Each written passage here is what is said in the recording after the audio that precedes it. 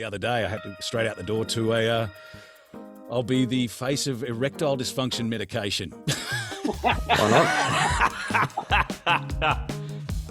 last week was Vita gummies for Nature's Way vitamins. I was the constipated guy. Ate the gummy and then I'm like, Nature's Way. So I don't mind. I'll do that stuff. There's a different styles of voice of audiobook narration, and correct me if I'm wrong, but what I hear is, and this is my example I give to people, one kind of narration kind of sounds almost like it's so monotone. It's like an AI voice. It's like, Chapter 1, on the 4th of November, Daryl walked out onto the, and it's like that. And I'm like, oh, well, there's not much inflection in that. And I understand it's like, okay, we'll just make it nice and even across the board.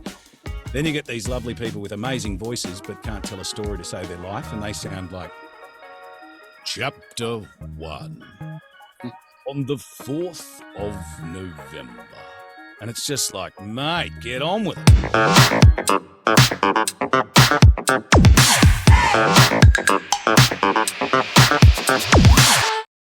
You've done TV, you've done short film, you've done your voiceover stuff, and you've done stage. Like, do you have a preference for any particular medium, and do you have a preference based on what is that preference based on? Actually, good question. Well, they call it the actor's juice, right? That's why I said when I was in the bartending game, that was like polyester acting, right? So I was getting the juice, but it wasn't what it needed to be. So once I really knuckled down on acting, I could get that. I could get my actor's jollies, right? So, and each medium has a different energy to it and a technique. Like, for example, stage is you've got one take, you're out there. Any mistakes, well, they're not mistakes, we call them happy accidents, there's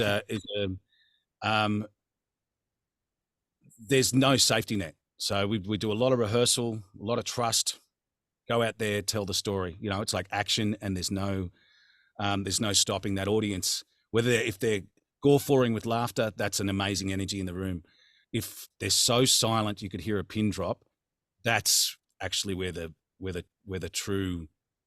it really feels like it's just like, wow, we've got this audience in the palm of our hand, and it's a massive responsibility because if you overcook it, you can lose them in a second. So the process of theatre, the camaraderie, the teamwork is something else. But then you come to the process of film where, like with theatre, everything's out.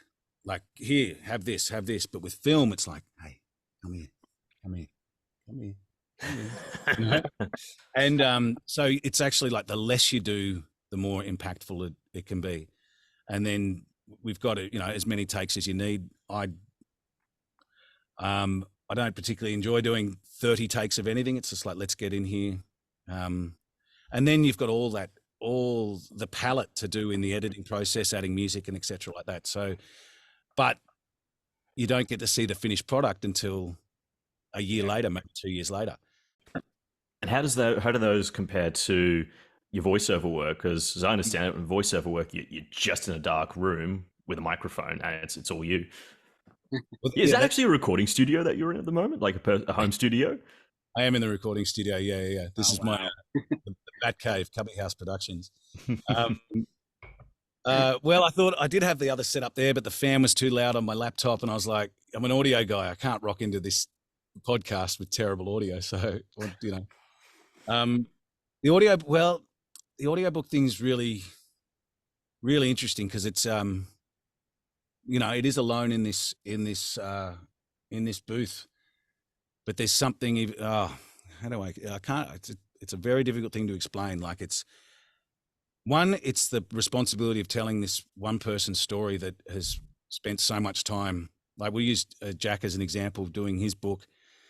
That's like, I remember because we had a 3-hour chat before I even started, just to understand, because I don't read the books before I do them. I know that sounds pretty crazy, but I want to discover it like the reader, which can add a little extra time to it. But what I like to do is talk to the author directly, have a big chat. We map out all the characters. I get a sense of who they are and what they're trying to achieve, and Jack talking about his experience as a detective and realizing pretty quickly that this was it was processing something through the work. And I find that nearly every author is. I'd be surprised unless they were they're just going for the dollar. So, especially their earlier works is really processing something important or something very important. So that responsibility to be in as close alignment as possible with their intention to the final product, and hopefully a little bit of magic where they say, "Wow, I that's like the first time I'd ever heard it." I see it as responsibility than like a privilege, I guess. But so I've got to be mindful of that. But then to just delve in the story, like 10-hour audiobooks take. In the early days it was like 2 months because I couldn't do it every day or all day. I think Jack's took about 2 months. Yeah, and as a voice actor, does it come naturally to you? Have you had to do a lot of development of your vocal range and practicing accents and things like that? Is there anything you do to improve your ability to be or your sort of professionalism as a voice actor? Yeah, good question. Well, I started at McDonald's drive-through in Port Macquarie in 1994, and I think that's right. Yeah, got a taste for it. You've got to be heard on that intercom. Oh, for sure. I was always doing voices and hello, darling, welcome to McDonald's. May I take your order, please? Like all that kind of stuff. So that was good. That was good fun. But doing the 3-year acting degree or performance degree at Wollongong University, voice was one of the. You do voice, movement, dramaturgy, all the classics. Like it's just there's something really to be said for doing that full immersive 3-year course. It only qualifies you to be a bartender or a barista, unfortunately. But so for years, if I ever got a voice gig, I had to go to someone else's studio to do the gig, and for years it had just been. Plenty of theatre work, plenty of short film work, the odd TV series, and the occasional small part in a feature film. And it was fortuitous because just before COVID, I was like, all right, let's add another string to the bow, because I was working hospitality and my creative career at the same time, and I only had so much energy, and I was like, I got to figure out a way to sustain life and lifestyle through creative endeavor. Some thank you, and then out the door. Like the other day, I had to straight out the door to I'll be the face of erectile dysfunction medication. Why not? So from their money's just as green as anyone else's. At least you're just the face. But yeah, do you have to pull a face, or are you just? Well, I'm the guy after. Right, so it's like nice. Wow. Before I started taking this, I really couldn't talk about sex with my wife, and it was trouble in the bedroom. But now, but my point, you never want to be. You always want to be after. You never want to be before. No, last week was Vita gummies for Nature's Way vitamins. I was the constipated guy. At the gummy, and then I'm like. Nature's Way. So I don't mind. I'll do that stuff. But it is a great feeling to go from studio to studio, even on the same day, and to have faith in my skills, ability, and professionalism to be able to know that I'll get the job done, and I'll have and flexible enough that if my intention isn't in alignment with the director says, "Hey, can you do this, this, and this?" And I go, "Yes, yes, yes, and yes." And it might be one take, nailed it, or one take, let's meter that a bit more, bang, and then get the job done. That's a different kind of gratifying experience compared to being, say, on stage and having the audience applaud, knowing that it's a different level of appreciation for having the skill set and the ability to do this. Again, it was during COVID. He said, "Can you do some of the character voices?" And I said, "Okay." So we started with one, and then next thing you know, I've got 17 character voices in the first 12 minutes of his pilot episode. So, you know, I guess the whole thing is like, people go, "Can you do this?" I go, "Yeah," and then I figure out how to do it if I don't know how to do it. So, but doing all those character voices, and especially like doing Jack's book, I think you've got 60 characters in the Angels Wept.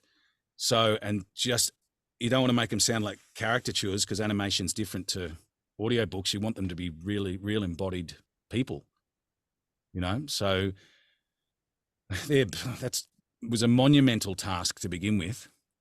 I think the first audiobook I did took 4 months. But then I did Blood, Sweat and Steel by Curtis McGrath, the Australian soldier who had his legs forcibly removed by a landmine in Afghanistan, woke up in hospital, couldn't even squeeze Play-Doh, and 18 months later won Olympic gold for kayaking, and then did it again the next Paralympics. Now, why I bring that up is I was booked for that job in another studio, and they got me to do that I was booked for 4 days to do a 10-hour audiobook. And even this guy, Greg Crittenden, his name was, Take Two Studios, amazing dude. He's just like, we never book people, voice talent, for this 6 to 8 hours a day of just straight talking. He was doing all the editing. And we ended up having to do an extra half day on the Saturday, but we got it done. And I was cooked. In the morning, I sounded like Russell Crowe gargling a chainsaw. I was like, "Get up, mate. There you go, and you're right." And I just warm up, and then we get it back to this. There's a different styles of voice of audiobook narration, and correct me if I'm wrong, but what I hear is, and this is my example I give to people, one kind of narration kind of sounds almost like it's so monotone, it's like an AI voice. It's like, Chapter 1, on the 4th of November, Daryl walked out onto the, and it's like that. And I'm like, oh, well, there's not much inflection in that. And I understand it's like, okay, we'll just make it nice and even across the board. Then you get these lovely people with amazing voices, but can't tell a story to save their life. And they sound like, Chapter 1, on the 4th of November. And it's just like, mate, get on with it. And that's why, 7 to 13% of people, of audiobook listeners, listen to audiobooks on 1.5 up to 3 times speed. Wow. Yes, I've done that just to speed through it a bit quicker. Yeah.